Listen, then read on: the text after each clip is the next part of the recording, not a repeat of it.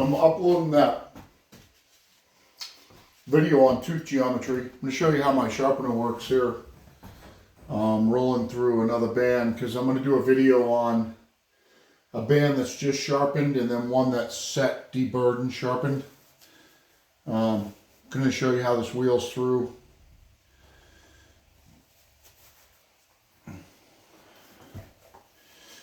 One thing I did find was that my base plate was a little loose.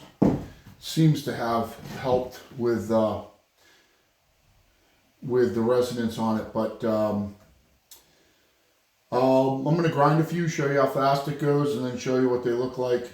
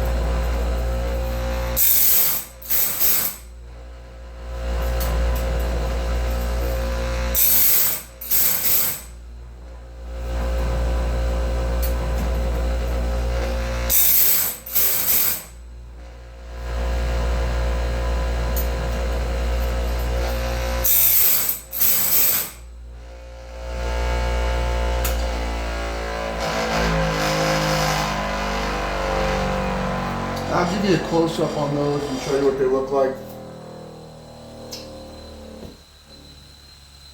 Now, one thing I do want to say is that this does not overheat these teeth. It seems like I'm taking a pretty big bite, but there's no reason in messing around with this. Like, if you watch some of the people like with the, you know, the Harbor Freight grinder setups and having to go around 2 or 3 times or whatever, there's no reason messing around with this. As long as you use a semi-coarse wheel, they dissipate heat pretty well. You know, these are not, matter of fact, I'll grind a tooth and I'll show you. These are not heating up these teeth, okay? I'll do one really quick here.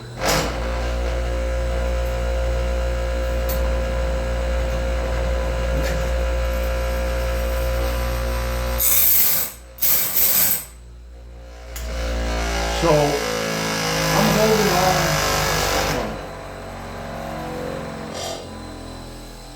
You can see me holding on to this tooth, okay, with my fingers. That seemed like a pretty heavy cut. This tooth is not hot at all. There is no heat in it. It's not even warm. Okay, I'll do one more just because I know I have some naysayers that'll say something stupid.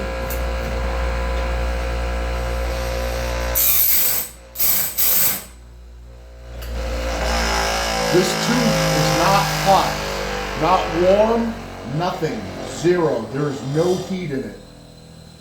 And when you're grinding chainsaw chains, when you're grinding high-speed lathe tools, plane irons, if you go back and you watch any of my videos where I'm grinding plane irons or any other kind of tooling,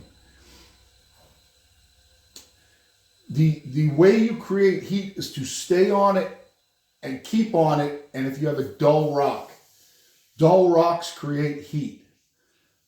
Sharp rocks like this one right here, and this one's constantly refreshing itself in this setup because it's constantly molding itself to the form of the gullet and cleaning itself out. You can see all the shit that's coming off it, so this wheel's constantly getting smaller. So usually on a band like this, I'll have to adjust it down a couple times during the cut.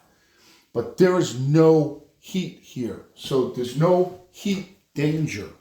When you're going to get heat danger is when you're slow grinding on it, you're moving really slow. There are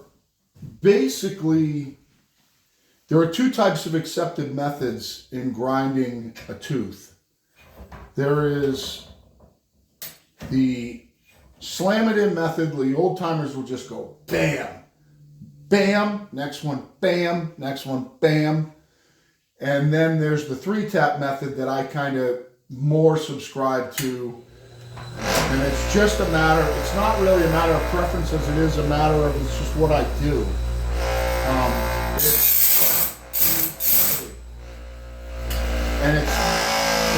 There's that much to it. 1, 2,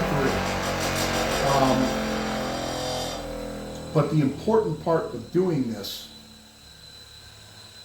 and the reason that I say you don't want to mess around, the important part of doing this is to grind the tooth. You don't want to play around with it, piddle around with it, and just, how much am I kissing this tooth right now? I'll show you one over. This is, it's actually starting, something happened here. Something's going on. What happened here? Something happened here. Oh, did I not push it over?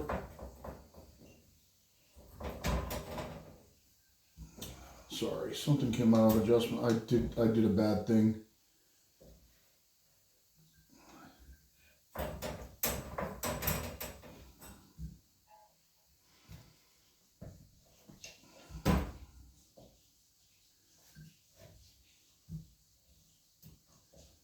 Something bad happened there.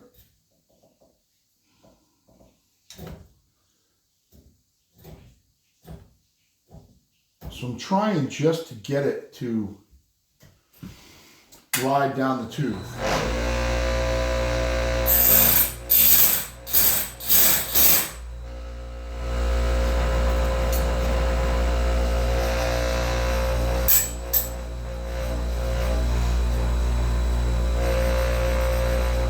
The tooth spacing is weird on this band.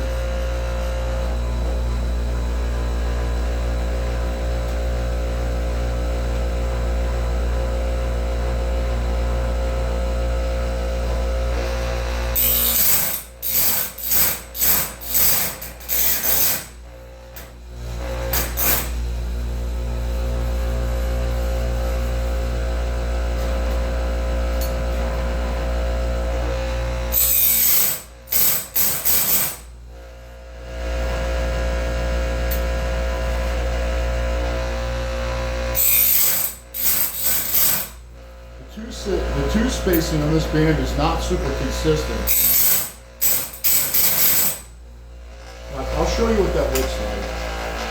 You get some vibration coming out of this. You get some heat there when I leave my fingers on it for a long time. But this tooth again it's not even warm. You can't even feel heat in it. Show you what those look like. Let's get this out of here without turning this video off. It's going to be a very short video, guys. So there's your gullet profile.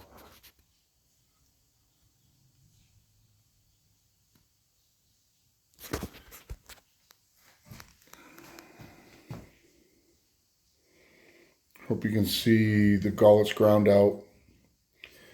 Of course, you got your, I don't know how close I can get this up on here. Let's see if if I can get it to focus. Come on, focus. Come on. Sides my camera on. Focus. Come on, focus. There you go. Oh, there you go. Let's see if I can get it going down like that, maybe. If I get it to focus, I want to show you where the burr is on the tooth.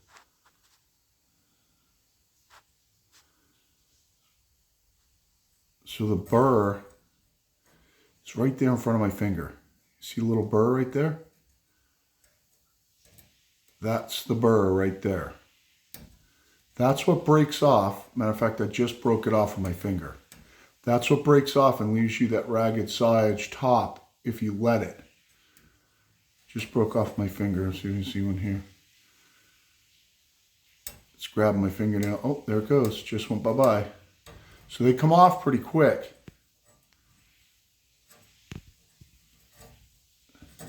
And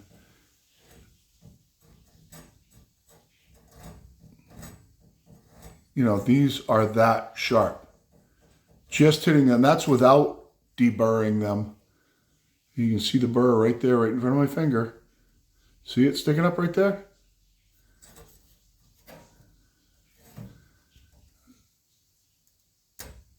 There it is, right there. So that's what I was talking about earlier with the burr. And see my thumbnail, just from that right there. You know, these are sharp. And I could, you know, I could roll through this, especially with that handle now. I could roll through this pretty fast. I'm going to show you. So what I do afterwards to deburr. I'll try and get you a decent view here. But what I do is, so there's this is just a diamond hone. It's extra fine 1200 on one side and it's a coarse 325 on the other. I use this for mainly like hitting up router bits, things like that. You can really use anything to get the, you can use this, it has a sheath with it. You can use that sheath sometimes just to get the buildup out of the diamonds, or an eraser on a pencil. Actually, they work great. Just use an eraser on a pencil or eraser down in my sharpening station. You got the big ones. This cleans them out pretty well. And what I do to deburr these, let me see where you're looking. Yeah, it's a good view. Is I have a black line from the hardened tooth. This one's still got a burr on it right here. I have a black line from the hardened tooth here, and all I do is just, that's it, gone. There's no burr left, and this is like, it's grabbing my thumb so hard I can barely pull it. This is, I don't want to cut through my thumb, but this is razor sharp. So all I do, and I'll do this after I've sharpened through the whole band, is I basically just pull it through and I'll go 1, 2.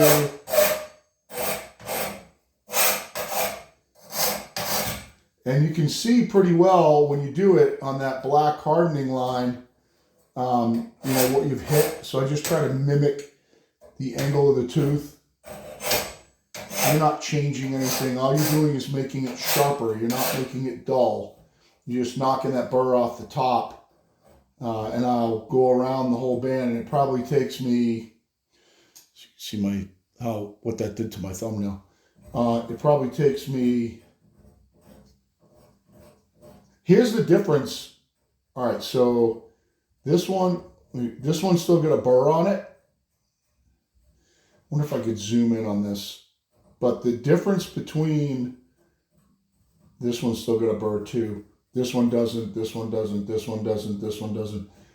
The difference between one with a burr, so I'm just pulling my fingernail across the one with the burr, and then the one that doesn't have the burr, the difference between these two is unbelievable. So I could just knock the burr off this one really quick, just like that, it's gone. Now, it's so much sharper, it grabs my thumb versus just being ground with the burr on there. You know, I can pull my thumb right across it. And then that's that. Burr's gone. Now it's digging, it's literally digging into my thumbnail. And that's a marked difference in sharpness, a marked difference. Now, like I said, and you watch with me picking them off with my fingernail, You can wait for those burrs just to get knocked off, and that's fine, but they are going to rip off other metal with them. So some of you aren't going to believe me. Some of you are going to share this. Some people are going to call it bullshit. I'm better at sharpening than most of you. One thing that I've learned in my life, guys, listen, the one thing that I've learned in my life is to listen to people that are smarter than me, especially in the trades. Guys like Dave Boyd, I listen to. Guys like Robert Milton at Hobby Hardwoods, I listen to. These guys are better at me than sawmilling. Now, I might be a better sawyer in certain ways. I'm probably better than either one of them sawing with a chainsaw. I'm probably better than either one of them sawing with a handsaw and doing joinery by hand in the shop. Maybe I am, maybe I'm not. I don't know everything about them.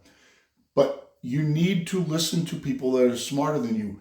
For the most part, for most of you that watch this, I'm better at sharpening than you are. People hire me to sharpen their stuff. Axes, chef knives, plane irons, high-speed cutting tools for the lathe. Regardless of what it is, I understand the geometry, I understand the sharpening method, right? These teeth are sharper than they come from the factory, all right? When I deburr them, they are sharper, they're better. This is a better band than when it came brand new. Now, maybe you get your bands that way too. I absolutely don't doubt that. Some of you do, and that's wonderful. And you probably cut great wood. Most of you have probably cut more wood on a sawmill than I have. I might have sawn more wood in different ways than you, but you've probably cut more wood on a sawmill because I just got my mill. You know, I've just got my HD 36. I've only been through 3 blades on it. But as far as sharpening goes, I know what I'm talking about. And you might think it's overkill, and that's great. Grind your bands and go back to work. I understand that. Some of you are in that environment. You don't have time to dick around with these. But if you're looking for the ultimate sharpness in these, I would take that burr off. It's just what I would do with anything else, just like with burnishing a high-speed cutting tool for the lathe that I'm going to cut metal with, okay? I can grind, I buy blanks and I grind my own tooling for the lathe by hand.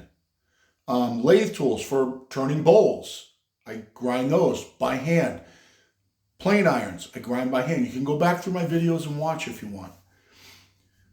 I would never leave a burr on any of those tools except a couple of wood turning lathe tools in very specific applications. And some of those I'll leave a burr on because it helps, like a scraper or a parting tool. On a parting tool, only for hand turning wood, a parting tool with a burr on the top cuts better. And I like to have, instead of making a diamond parting tool for a wood lathe for hand turning, I like to make them one directional like my parting tools for my metal lathe. So I will make them with an angle so that you can't flip them upside down. And having a burr on the top in wood helps. It shaves off better. It seems to lessen the tool pressure. It can, if you're not good and you're not rigid enough, it can chatter, and you have to be careful with that. You have to be careful with your angles, but it does help. A scraper scraping the inside of a bowl, it helps to have that burr on the top. A scraper for scraping wood, I make them out of my own saw blades and stuff like that, but you can buy them from Woodcraft or whatever. People that aren't great with hand planes get tear out and have to use a scraper to scrape the wood to smooth it out later. Those need a burr on them. This doesn't, all right? You are creating a cleaner apex, a cleaner cutting edge by taking that burr off. So I just wanted to do this quick, show you this. Since I tightened up the knob on the bottom of this, I'm actually getting way less vibration here. So I'm not sure if I'm going to rebuild that or not. I really love having this handle here. It's way faster. I can whip through this really fast. I know that my bench is kind of, I got blocks here and everything. I'm going to screw down a setup here, but I'm still messing with it. I just got my spindle lathe. So you see my spindle lathe in the background here. I don't use it much anymore, but that's going to end up in my saw shop for turning pegs for timber frames and stuff like that. My spindle lathe was up on this bench yesterday, so I just got this area.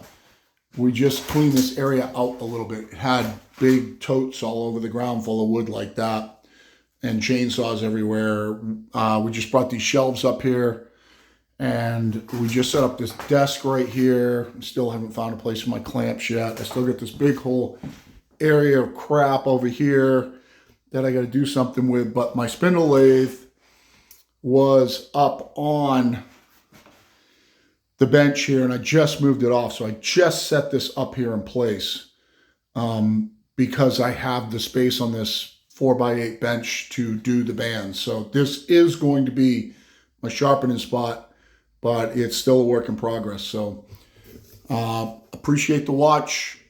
I hope you check out the other one on my other video on geometry. It's uploading right now. It's going to be a couple hours because it was pretty long.